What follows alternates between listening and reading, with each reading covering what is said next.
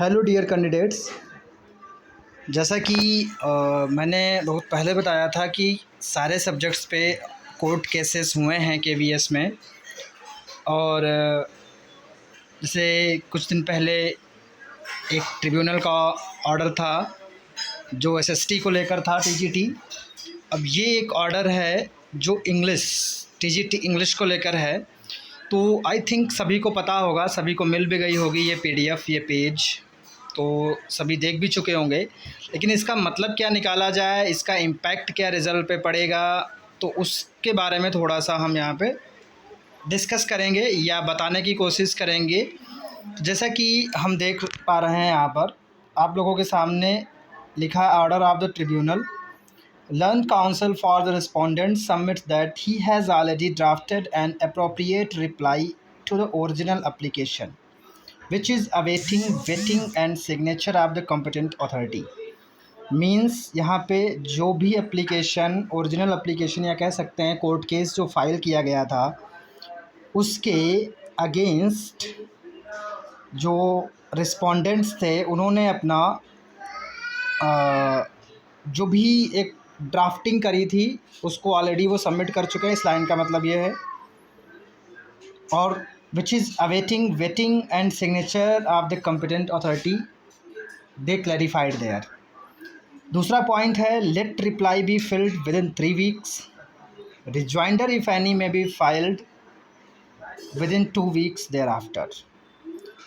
3 weeks का time मांगा गया है और उसके बाद अगर कोई रिजॉइंडर लगाने की स्थिति आती है उस केस में 2 वीक्स उसके बाद। तो मोटा मोटा कह सकते हैं टोटल 5 वीक्स की बात करी गई है यहाँ पे।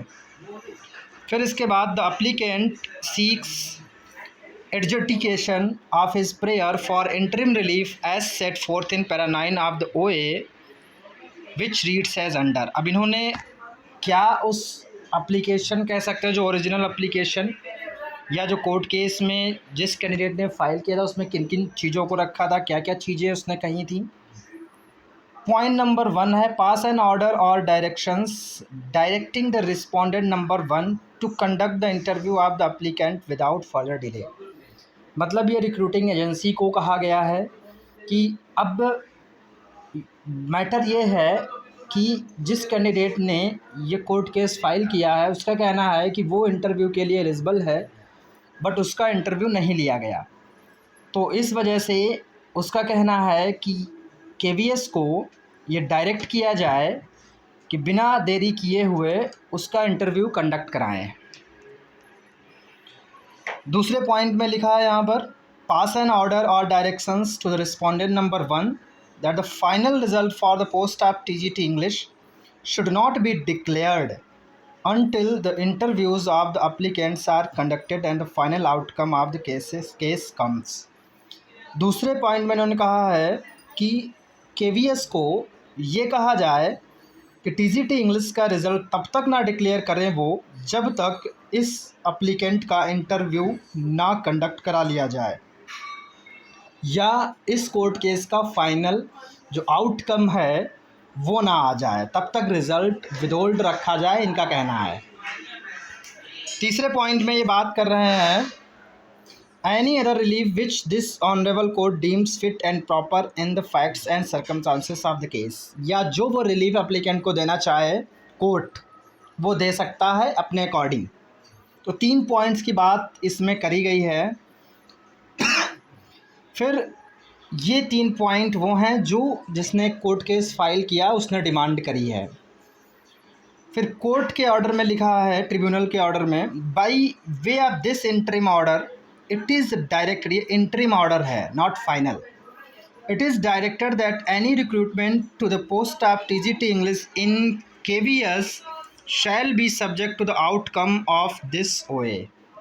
कि कोई भी अगर रिज़ल्ट आता है तो वो रिज़ल्ट इस ओए के आउटकम पे या उसके बाउंड रहेगा, उसके अधीन रहेगा।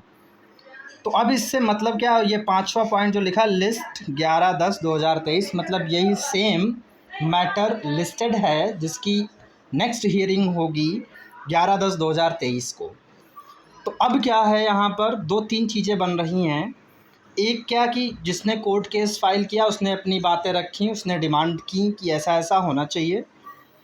तो अब यहाँ पर इस पैराग्राफ से ये समझ में आ रहा है, उन्होंने कहा है कि मान लो अगर आप रिज़ल्ट निकाल भी देते हो, केवीएस अगर चाहे तो रिज़ल्ट दे भी सकता है, कोई ऐसी बड़ी बात नहीं है। जनरली रिक्रूटिंग एजेंसी या जो भी हमारे मतलब एग्ज़ाम कंडक्ट कराते हैं, तो उसमें अगर ऐसी कोई स्थिति बनती है जिसमें कोर्ट केस, और आजकल तो हर जगह कोर्ट केसेस होते ही हैं, चाहे जैसा भी एग्ज़ाम हो, तो वो एक रिज़ल्ट निकाल सकते हैं। बस उस रिज़ल्ट में नीचे 2-3 लाइन लिखनी पड़ती हैं। वो लाइन्स ये होती हैं कि ये रिज़ल्ट इस रिट नंबर या कोर्ट केस जो पेंडिंग है उसके रिज़ल्ट या आउटकम के अधीन रहेगा। मतलब जो भी उसका वर्डिक्ट आएगा, जो भी डिसीज़न आएगा, उसके अधीन रहेगा, वो रिज़ल्ट निकाल सकता है। एक तो पॉइंट ये, मतलब केवीएस अगर चाहे तो रिज़ल्ट दे सकता है। दूसरा, अगर ये सीरियस इश्यूज़ ऐसे बहुत ज़्यादा पहुंच जा रहे हैं, और मेरी नॉलेज में शायद ज़्यादा ही पहुंचे हैं, क्योंकि अभी एक और मैं आपको कोर्ट केस तो नहीं कहूँगा, क्योंकि एक कोर्ट केस एसएसटी को लेकर मैं पहले वीडियो बना चुका हूँ। आरटीआई से रिलेटेड कुछ मैटर है, वो मैं आप लोगों को दिखा दूँगा, उसमें बहुत सारी बातें हैं। तो अगर केवीएस चाहे तो निकाल भी सकता है, और केवीएस अगर कोर्ट को सीरियस लेगा तो ये फिर उसके पास है कि यहाँ तक वो रिज़ल्ट रोक भी सकता है। तो दोनों स्थिति बन रही हैं, तो इसमें बिल्कुल कोई कुछ नहीं कह सकता कि रिज़ल्ट कब आएगा। और एक बात मैं बताना चाहता हूँ कि जब इंटरव्यूज़ हो चुके थे तो मैंने बोला था सभी को कि जून में रिज़ल्ट आ जाएगा, क्योंकि उस समय पूरा इनका फोकस था, रिज़ल्ट प्रिपेयर भी हो चुके हैं। बट हुआ क्या कि उसके बाद रिज़ल्ट जब नहीं आया या जब 1-2 दिन बचे, तो मुझे पता चला कि बहुत सारे कैंडिडेट ने कोर्ट केसेस कर रखे हैं। तो मैंने ये शायद एक वीडियो में भी मैंने बोला था कि कई सारी पोस्ट पे कई सारी मतलब जो सब्जेक्ट हैं उन पे कोर्ट केसेस हैं, और इवन कमेंट में भी लोग पूछते थे, तो मैं उसमें भी मैं बताता था रिज़ल्ट डिले का केवल एक ही रीज़न है, वो कोर्ट केसेस का होना। तो ये सारी चीज़ें हैं। तो इसका मेन पर्पज़ है वीडियो का आप लोगों को बताना कि केवीएस, टीजीटी इंग्लिश पे भी कोर्ट केस हुआ है। अब ये कोर्ट केस किन चीज़ों को लेकर हुआ है, जैसे ये जो रिट है, इससे हमें ये समझ में आता है कि शायद इस कैंडिडेट को एलिजिबिलिटी को लेकर बाहर किया गया होगा।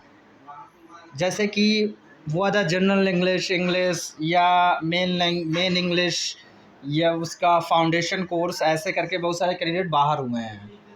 तो इसी को लेकर होगा, जहाँ तक मैं जो भी इससे इन्फर कर पा रहा हूँ। हुए तो अदर मैटर्स को लेकर भी बहुत सारे कोर्ट केसेस हैं, बहुत सारे कोर्ट केसेस, बहुत सारे मैटर्स हैं। कोर्ट केसेस हर सब्जेक्ट पे हुए हैं। तो अब ये पूरी तरीके से डिपेंड करता है हमारे केवीएस पर कि वो रिज़ल्ट निकालना चाहता है कि नहीं चाहता है, या क्या करेगा अब इसमें। तो जैसे ही नेक्स्ट कोई अपडेट मिलता है मैं आप लोगों तक पहुंचाऊंगा। जुड़े रहिए मेरे चैनल से। अगर सब्सक्राइब ना किया तो सब्सक्राइब कर लीजिए। ऐसी जो भी इन्फॉर्मेशन मिलती रहेंगी मैं आपको देता रहूँगा। ठीक है, थैंक यू, मिलते हैं नेक्स्ट वीडियो में।